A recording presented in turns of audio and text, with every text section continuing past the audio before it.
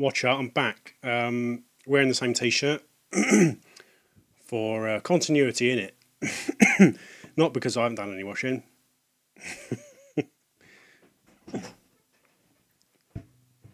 And I've just noticed, not you'll be able to see it. Ooh, bit pasty. I don't know. Nope, still pasty. Anyway, oh, fuck it. I should have done this really, shouldn't I? Actually, that looks alright. But have I got to sit here like this really close? That'll do, screw it. Lost my train of thought. Yeah, I've got a stain on my t-shirt. I just literally just noticed. But stain on the t-shirt that's meant to be clean. Yes, right. Yeah. It's the next day. Got my continuity t-shirt on. We're going from 5 to 1. The big guns. For some reason I'm not feeling it. I've got next door's got builders in and they're like banging and crashing. So that's always going to put me off, isn't it?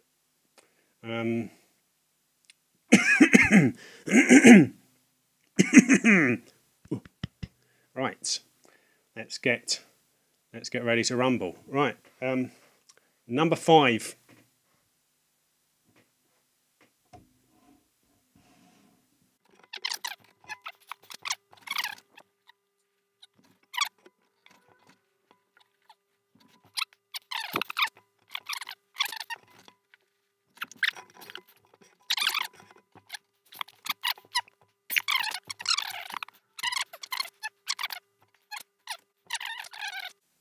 Right, number 5. Now I can hear him next door.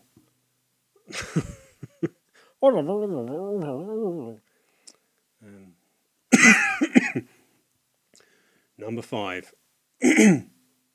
Right, I tweeted about this one. This is probably of all of these on the list. This is probably the weirdest one.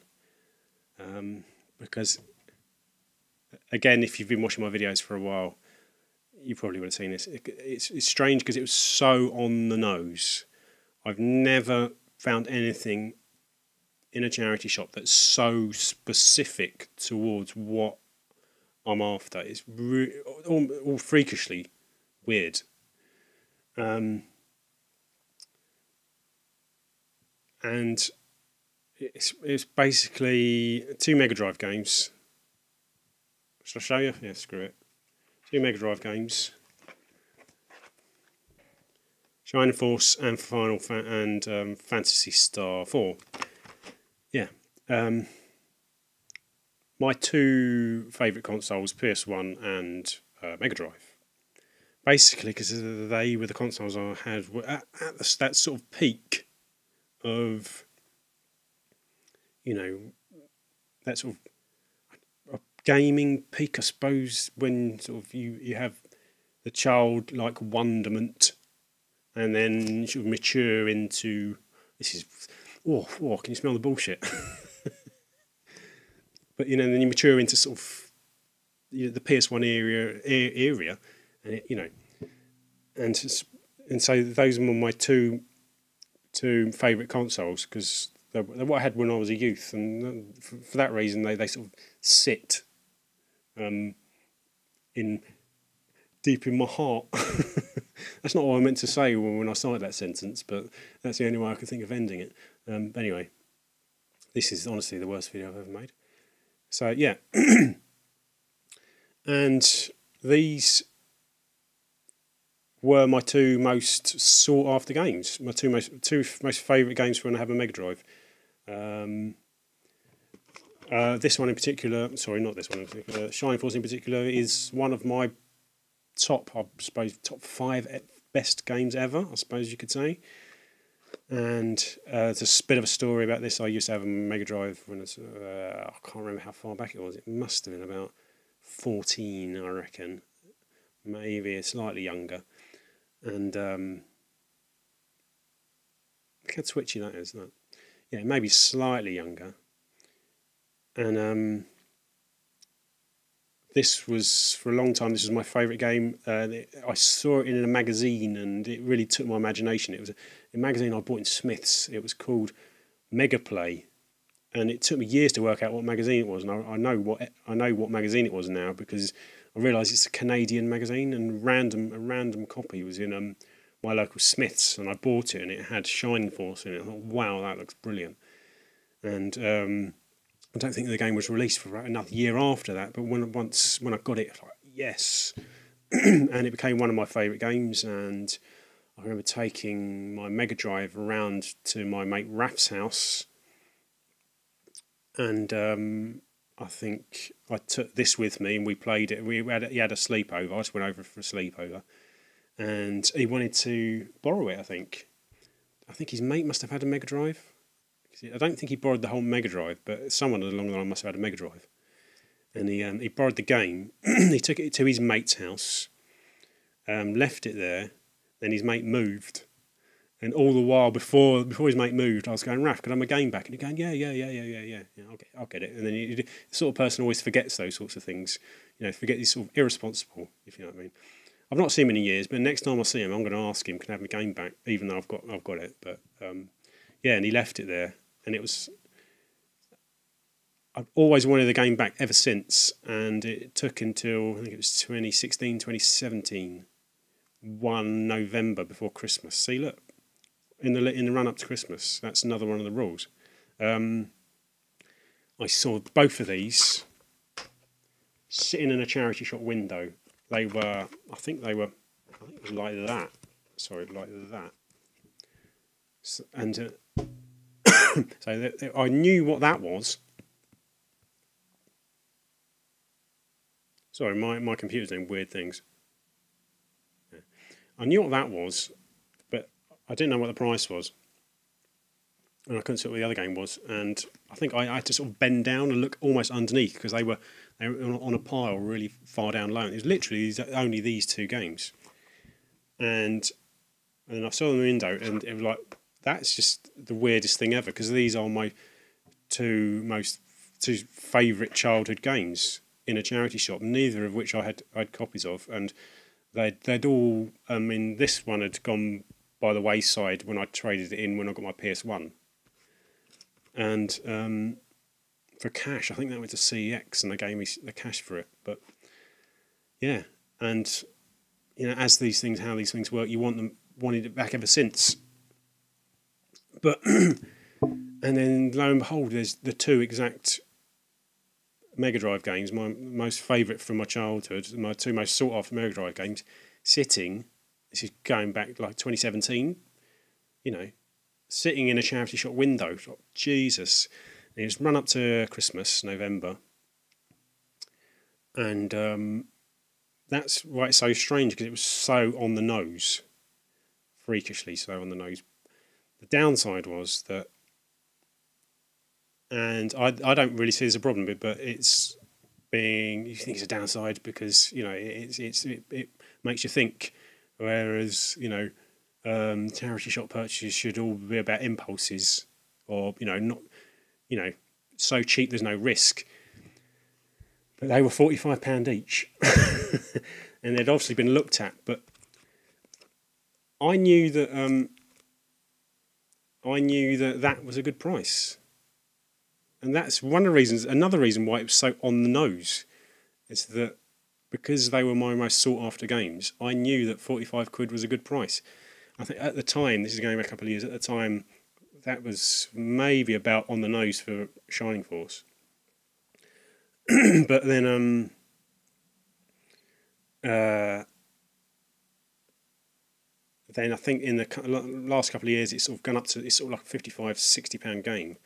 Where this one was, I knew that was definitely a good price, because this is sort of, like approaching 100 quid, and so 45 quid feels a bit, it's a bit of a shock at a charity shop. But again, I knew that was worthwhile, and I knew that they wouldn't lose or value. And it's just, that's why it's strange in that sense, strange purchases. And I'm not someone who's going to criticise charity shops for getting what as much as they can for their stuff. I know people will do, and people still do, but I think it's something we should expect more and more of, and we should accept more now, considering charity shops are well aware that people go around sort of with phones out, you know.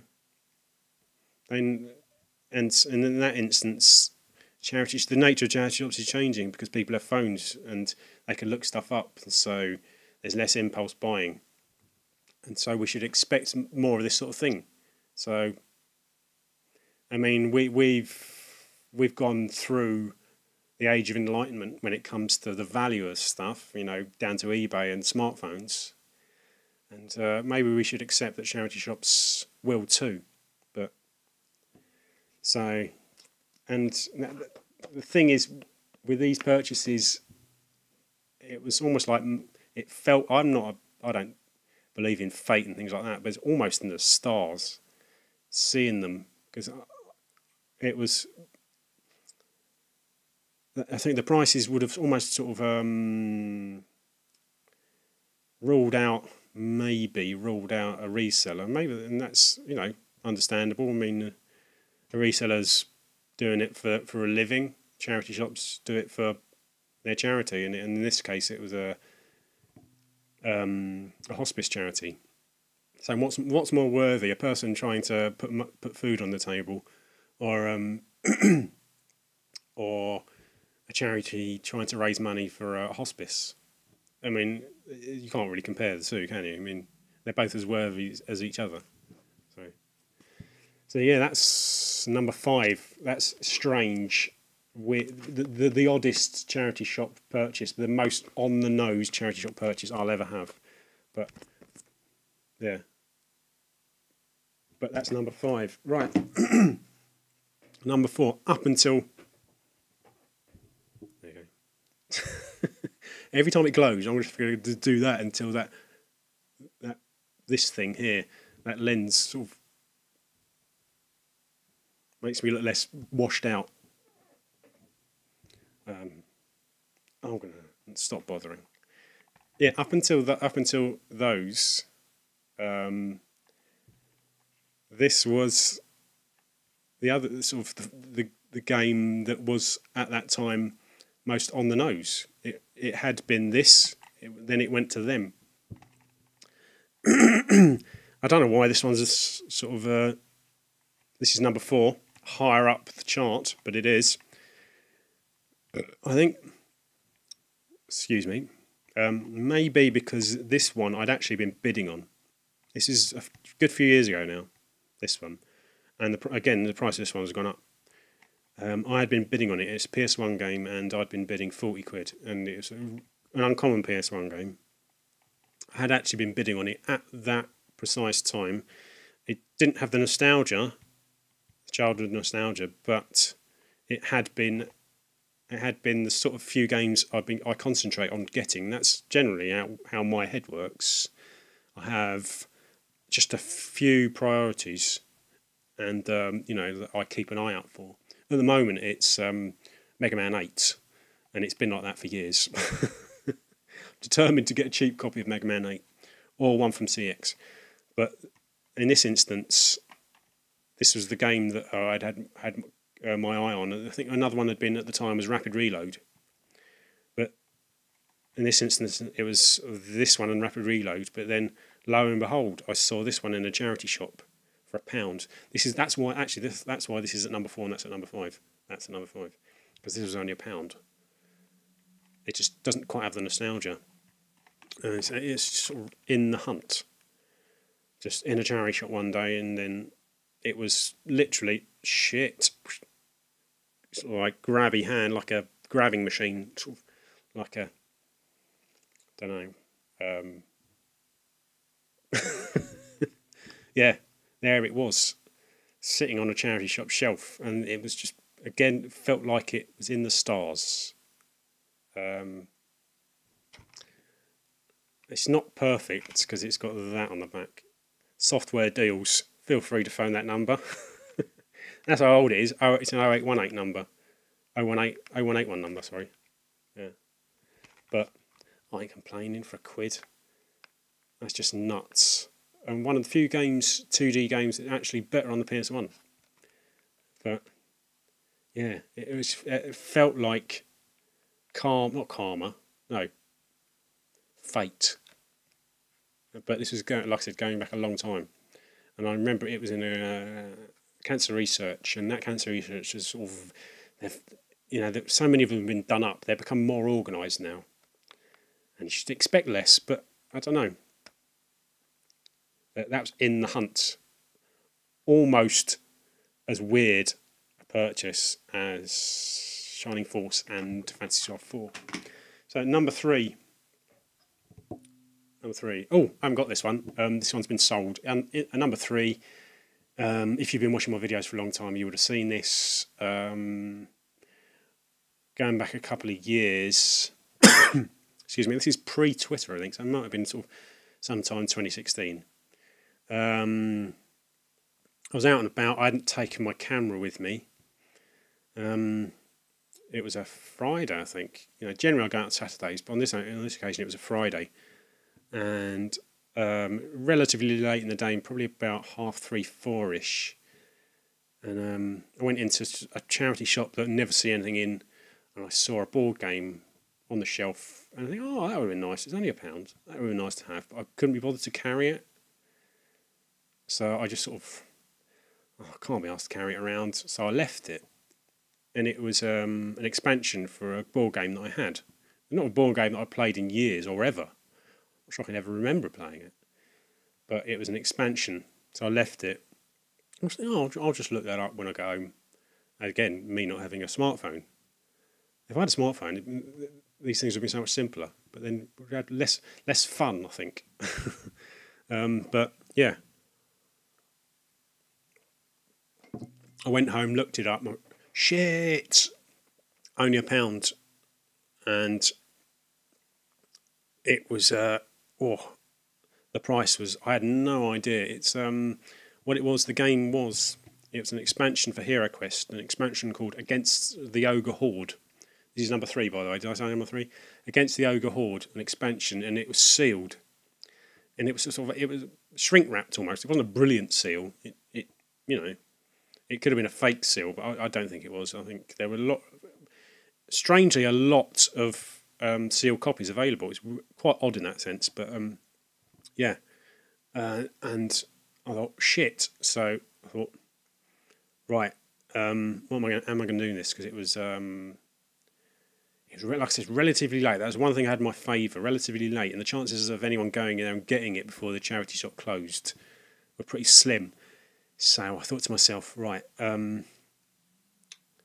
initially I decided not to, but I'll just put it down to experience. But I thought, no, I'm actually going to go back. So I decided to go back and go back as early as I could on the Saturday morning. This time I'll take my camera with me. And this is the only other game or only other purchase aside from Donkey Kong Country 2 that I've actually got on camera, and it got its own dedicated video. Generally, if I don't go out on a Saturday, I'll sit and watch Saturday Kitchen in my pants. But in this instance, I thought, no, I got really excited, and I made sure I was sort of almost in the vicinity just before the charity shop opened. And I had my camera with me, and I've documented walking, getting on the bus and going all the way back. And it takes 2 buses, so it was quite far away. It was in Edmonton, and just sort of crossed my fingers that it was still there. And I think the charity shop closed at about 5, so there would have been about an hour and a half for someone else to go in and nab it, but it was still there. Oh, I was so chuffed. And in that instance, it was sort of, this may have been slightly higher up the charts, so to speak, but again, it was only really for selling on, because I wasn't going to use it, I wasn't going to appreciate it. I just bought it because I knew that it was worth buying to sell on, and I mean, it didn't go back into the collection, it went to buy Christmas presents. I got my nieces some nice Christmas presents that year. And yeah, and it was sort of, it would have been difficult to pass up. I mean, that's the thing with these.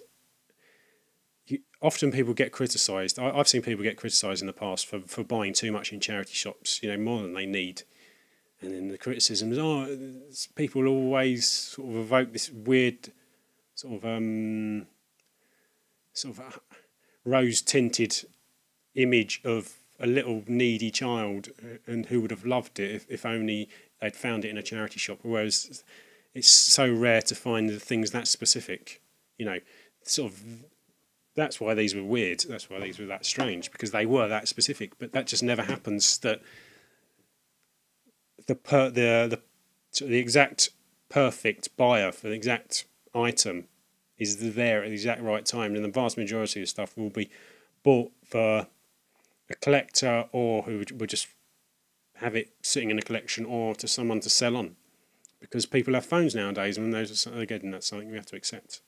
We've all gone beyond the age of enlightenment, or we should have done, but maybe certain things suggesting nowadays that we haven't, and we're all regressing. But in this instance, I didn't really have any qualms about buying it to sell on, even though, and I did sell it on, and I'm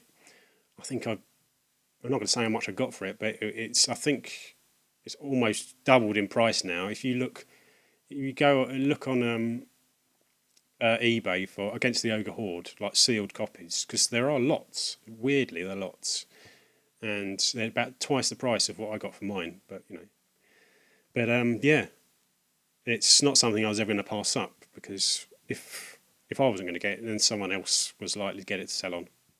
So, it's not immoral at all. I was saying it's slightly more fuck off. Is it immoral? So if anybody ever criticises you for buying too much from a charity shop and to sell a lot of it on, just tell them to stick it.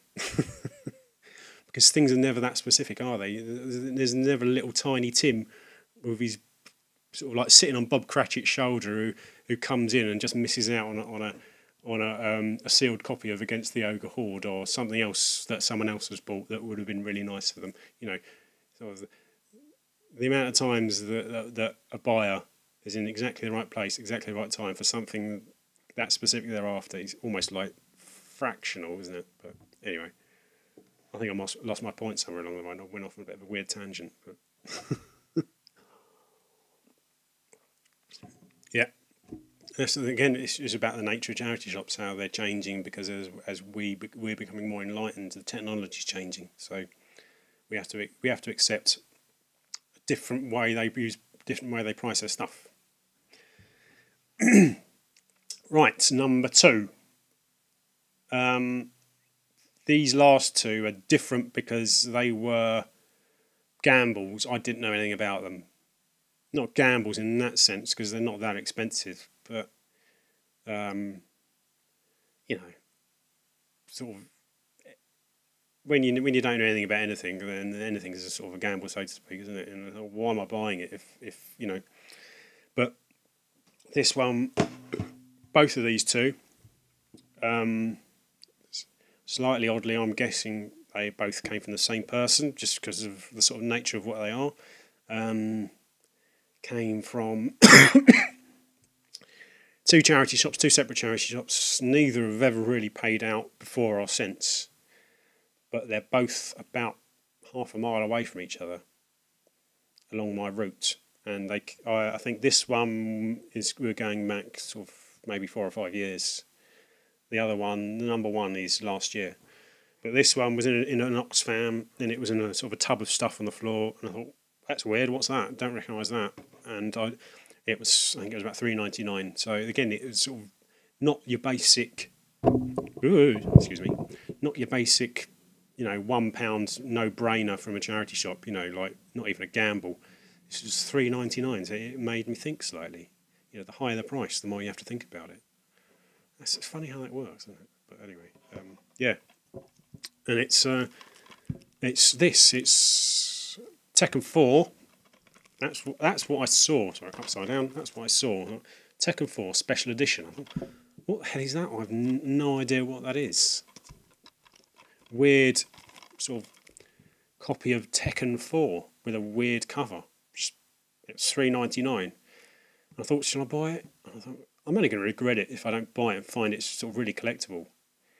And it turns out it was. I read the back, and that was a slight help, because it turns out it was for some sort of commemoration for a 2003 Tekken 4 tournament.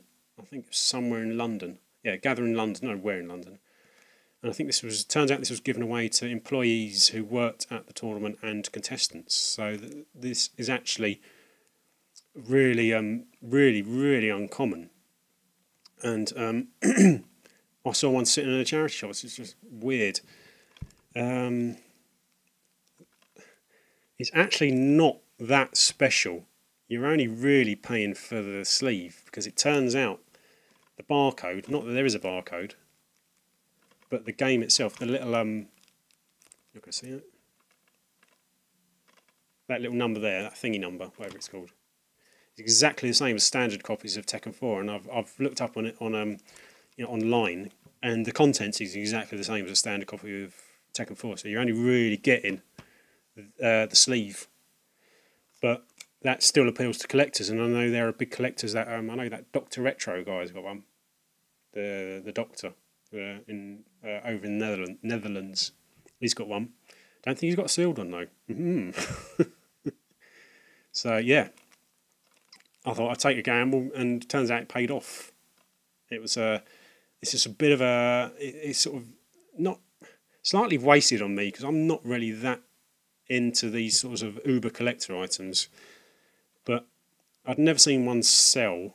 I think I'd looked up on forums about information, and there'd been a little discussion about what they go for, and someone a good few years ago had seen one sell for about 70 quid. These get sold all across the world. So I think this discussion was Canadian, or someone in Canada had bought it, or in America, and someone had one. So it's a PAL copy, but it still appeals to international buyers, But this is going back a few years, and the last one of these, I check every so often to see if they sell, and there was one I'd seen had sold, and it was open though, for 115. This is last year, or maybe this year, sometime early this year or last year. So not that long ago. It was 115, and that was open. So that's $3.99. I'm sort of every so often I've taken it to the London gaming market just to see if they'd give me some decent credit. I could maybe swap it, like a straight swap, for something like a Mega Man 8, something I would appreciate more. But it was a nice purchase. But it's number 2 because it's sort of it's a sort of real, like, uncommon thing. Even though I don't appreciate it quite as much. And this one, a similar thing. It was not something I was aware of, not something I really knew about. It's on a different scale of collectability what I'm normally used to, and generally I have, and to the point where I might not appreciate it as much as someone else. But I was in a charity shop. Again, this one's paid out even less than the Oxfam that I got that in. It's where was it? It was a Bernardo's. For some reason, Bernardo's, and just never get anything in Bernardo's. They always have DVDs and things, but I don't know, something about Bernardo's. They never really have anything worth buying. But in this instance, I think I bought it with some random PS1 games. There was some PS1 games on a shelf, and they were £1 each, or £1.50 each. And £1.50 each. And I think I don't really want them because they were only for the cases. But so I put them back. But then I noticed. Excuse me. I noticed something on the floor. And what's that? It was a big box. I'm going to get it out. And a big box that said Spyro on the top. And if anybody knows what this is, it's I opened it up and it had this weird thing in it. It had that in it. and it's what it is. It's a limited edition Spyro the Dragon press kit, and I had no idea, but it turns out this is one of the sort of the holy grail for PS1 collectors, for proper Uber collectors. You know, I'm not an Uber collector. I just generally buy games to play, but this is the sort of thing that people, you know, so a lot of people would really appreciate. But at the time, I didn't sort of, I was none the wiser, and it was $2.99, and it's a little bit weathered. And what you get this sort of weird sort of foam sort of thing, and then you get that's the disc case with the disc in it, and then this is some sort of little card booklet thing with a CD in it or a DVD, or I can't remember what exactly it is. But when I bought it, sort of the disc holder was squashed in with this, and I didn't think that it had the disc with it. It was like obviously like a promo, but I think the actual disc itself was just standard. I was just going to buy a standard disc just to put it with it. But I thought, but I didn't realise that the actual disc holder was squashed in with this, because that gap was empty, that space was empty. But yeah, I got home and had a proper look at it, and it was right there, and I worked out that it was all complete, but slightly moth-eaten, as you can see. That's the thing. It's the thing with this, is that the way it works, you can take the bottom comes off. You can take this bit off, or you can take this bit out, and they just sort of slot in like that. But the thing is, there's this slots cut into the top bit there like that, but then there's another level of cardboard inside with corresponding slots cut in, and that's how they stand up, because they go through the top slot and into the bottom one, so they stand up so they don't not flap about. Problem with this is that they don't always go down as far enough, so then you put this on top, it's going to damage something. Like, I think that's what's happened to that, but this has been forced down on top of it when it's not down far enough, and it's damaged the top. But worst is if you put it through the top slot, but not through the second slot properly, and whoever's had this before me has just sort of jammed it down, forced it down, and I'm not going to take it out, but you see there's a spine there. You just see the beginnings of it.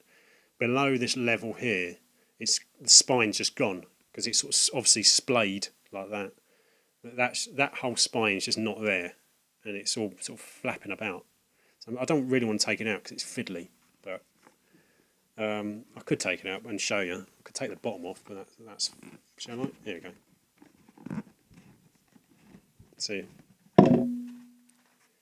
you see it? That's how see, it's all like there. You can just see it there. Yeah. So, and it comes to the second. That's obviously what's happened, but yeah. So these are collector's items. More so because I'll put this thing back, because let's go that way, isn't it? Real collector's items, because they're numbered, and I've got 1,355 out of 2,130, and that was one of the things that sold it to me, because it was obviously numbered, and it said Spyro on the top, and it was obviously something a bit weird, and I didn't really realise how weird it was. Like with this, I randomly check eBay every so often just to have an idea of how much they're worth, and I've never seen any sale. There's a few discussions on forums and a few videos, unboxings on YouTube, but never any indication of how much they're worth. I just wanted to know information about them, but I had no way of contacting, because there's no DMs on private messages on YouTube anymore, and I think there's someone on Twitter, but then you have to follow someone on Twitter to be able to have a sort of a private conversation with them, don't you? But so I didn't really know about them, much about them, and at least, you know, and especially where value is concerned. But then I randomly checked eBay one day, and one had sold out of Australia, minus. It was missing. There you go. It was missing the booklet and the disc. Missing the booklet and the disc. Sold out of Australia, and it had gone for 1,000 Australian dollars. Oh, fuck. It turns out my $2.99 investment was worthwhile. It's 1,000 Australian dollars, which works out at 550 quid. Jesus. So that's why this is at number one. So 550 quid. I had literally no idea. Literally no idea that that's the sort of level we're talking about. And I've got a screenshot of it somewhere. I was like, wow. I don't know, I might put a screenshot in. But then I checked, I was sort of checking eBay randomly again about a month later, and there was another one that sold also out of Australia. This time it was more complete, better condition than my one. Better condition than my one. And but complete. It didn't go for much more. It was about 1,200 Australian dollars, which is about 660. So, you know, not a massive leap considering that you're getting a complete one. So I would have thought it would have made more of a difference, but in this instance it didn't. But yeah, I have been tempted ever since I've got it to glue the top bits back. I think that would be an easy fix. It should bond pretty easily. But the booklet itself is sort of beyond repair, so I'm just going to leave it as it is. But that is my best ever charity shop purchase. It's Spyro the Dragon press kit. Right, I'm going to leave you here. I'm going to edit out all that bullshit at the beginning, because although if I do edit out, you wouldn't have seen it, so you would have no idea what I'm talking about. So if I'm lazy, I wouldn't have edited it out and you would have seen it, so this will make sense. But if not, and I have, then it won't. Yeah? Rosie. Right, yeah. Thanks for watching. This was fun. I feel like this is my charity shops are my thing. I felt this is like something I needed to do, because other people have their specialities, but as far as YouTube and collecting is concerned, I always felt that charity shops are my thing. They're my baby. Not my baby, that sounds weird. I've not given birth to a charity shop. That hurt. But yeah, I'm going to let you go. Thanks for watching. And I might do a PS2 collection video, and you might see a couple of these in it. So cheers. Thanks for watching. See you later. Bye.